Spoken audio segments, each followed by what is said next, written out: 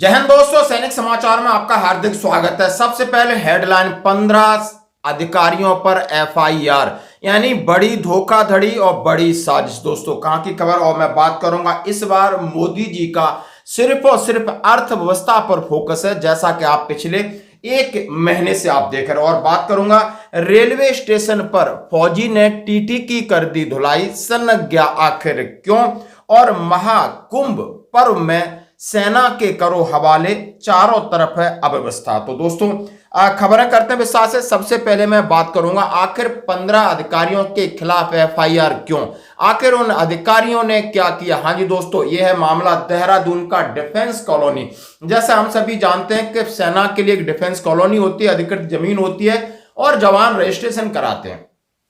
लेकिन एक नहीं दो नहीं, यहां तक 15 जो सेना के अधिकारी हैं, सेवानिवृत्त हैं, उनके ऊपर केस एक सेना के अधिकारी नहीं कराया कि वहां पर पता चला है कि जो डिफेंस कॉलोनी थी उसके अंदर कुछ ऐसी जमीन थी जो पार्क और मंदिर की थी, उसको भी उन्होंने कागजों में छेड़छाड़ करके प्लॉट करके बेच दिया। और कुछ जमीन उन्होंने सिविलियंस को अपने जो उसका रेफरेंसेस थे, जो उनकी कंडीशन थी, उसके बाहर जाके उन्होंने अपने लालच के लिए, पैसा कमाने के लिए ऐसा किया। अब उनके ऊपर केस हुआ है, जैसा खबर आप देख सकते हो कि डिफेंस कॉलोनी की खुली जमीन फर्जीवाड़ा कर बेची, आरोप में 15 सेवानिवृत्त सैन्य अधिकारियों पर मुकदमा। डिफेंस कॉलोनी की खुली जमीनों को फर्जीवाड़ा कर बेचने के आरोप में 15 अधिकारियों के खिलाफ यानी मुकदमा दर्ज कर दिया गया है।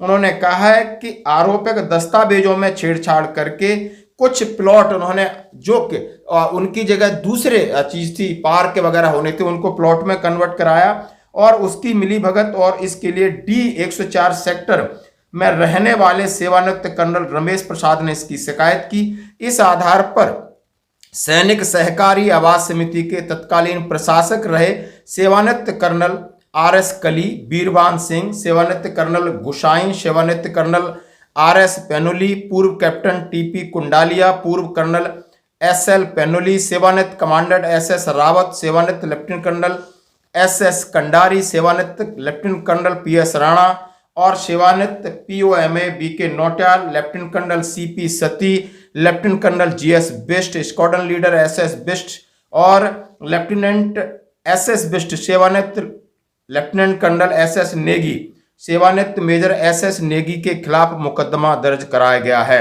उन्होंने कहा यह कॉलोनी 1964 में रजिस्टर्ड थी और सैनिकों को प्लॉट देने थे, और जो जमीन का जो नक्शा था उसमें जहां पर पार्क या जो डेवलपमेंट के लिए चीजें होती हैं उनके साथ छेड़छाड़ की और अपने फायदे के लिए और इन लोगों को जमीन बेची गई, तो उनके खिलाफ ये मुकदमा। दोस्तों अब मैं दूसरी बड़ी खबर की बात करूंगा। जैसा कि आप सरकार ये नई बनी है, तब इससे आप बार बार देख रहे होंगे कि बहुत सारी टैक्स में छूट मिली हो या उन्होंने लोन सस्ते किए हों, 8वां वेतन आयोग की घोषणा की हो, तो एक माहौल सा बदला है। आप देख रहे हो जैसा कि मोदी जी ने इंडिया एनर्जी वीक में एक वर्चुअल संबोधन में कुछ बातें कही।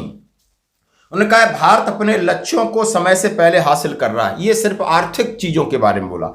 भारत तेज गति से आगे बढ़ रहा है, भारत के एनर्जी सेक्टर में नई संभावना है, भारत बीते 10 साल में भारत की 5 बड़ी अर्थव्यवस्था बना, भारत में आर्थिक मजबूती और राजनीतिक स्थिरता है, भारत के लिए अगले 2 साल काफी अहम है, 21वीं सदी भारत की सदी होगी, भारत न केवल अपना विकास कर रहा है बल्कि विश्व का भी विकास कर रहा है। आप समझ सकते हो ये मोदी जी की बड़ी बातें, और ये बड़ी बातों ये कहा है कि अगले 2 वर्ष में, यानी उन्होंने पहले ही कहा था कि 2027 में हम तीसरी अर्थव्यवस्था बनेंगे और 2047 तक, यानी ये सदी इस पर हम राज करेंगे। और सिर्फ अर्थव्यवस्था की बात हो रही है, अर्थव्यवस्था की, यानी पॉलिटिकल स्टेबिलिटी हो, उसी हिसाब से उन्होंने तमाम चीजों पर फोकस किया है। और ये गोल उन्होंने कहा है कि 2047 का जो हमारा गोल है वो वहां पर ये गोल है। तो इस हिसाब से इस बार जो भी आप समझ सकते हो कि केंद्रीय कर्मचारी हैं, चाहे वो पेंशनर हैं या जो भी मिडिल क्लास के, मिडिल लोअर क्लास के, उनको किस तरीके से ऊपर उठाया जाए, उनका जीवन स्तर किस तरीके से उठाया जाए, ये पूरी उनकी आप देख सकते हो, घोषणाओं के साथ देख सकते हो। और अभी जो माहौल चल रहा है और मीडिया में चल रहा है, उससे आपको अंदाजा लग गया होगा कि ये कहीं ना कहीं एक शुभ संकेत दे रहे हैं। दोस्तों अब बढ़ते हैं एक और अगली खबर की तरफ। मामला है दोस्तों भोपाल एक्सप्रेस का। वहां पर एक टीटी हैं खरे और एक सेना का जवान यानी एयरफोर्स का जवान जा रहा था और उसने जनरल टिकट लेके S1 में चढ़ा और जनरल टिकट S1 में चढ़ा तो उसने रिक्वेस्ट की टीटी से कि आप हमें स्लीपर का आप एक टिकट दे दीजिए। और स्लीपर टीटी आप समझ सकते हो वो अपना कोटा रखते हैं, मनमाने पैसे वसूल रहे थे। जो पैसे की बार्गेनिंग को लेकर के झगड़ा हुआ और झगड़ा हुआ तो उन्हें जब सीट नहीं मिली तो उसका माथा ठनका और उसने टीटी को ठुकाई धुलाई थोड़ी बहुत कर दी और मामला फिर ग्वालियर रेलवे स्टेशन पर FIR हुई दोनों तरफ से और वो एक जांच का विषय है। तो इस तरीके से टीटी को कभी ये कहते हैं कि फौजियों के साथ हमदर्दी है, लगाव किसी को लगाव नहीं, पैसे का लगाव, मतलब का लगाव, सब मतलब के लिए आपको इस्तेमाल करते हैं। और कहीं ना कहीं ऐसी घटना वो जानबूझ के नहीं, उसको उत्तेजित किया गया, उसके सामने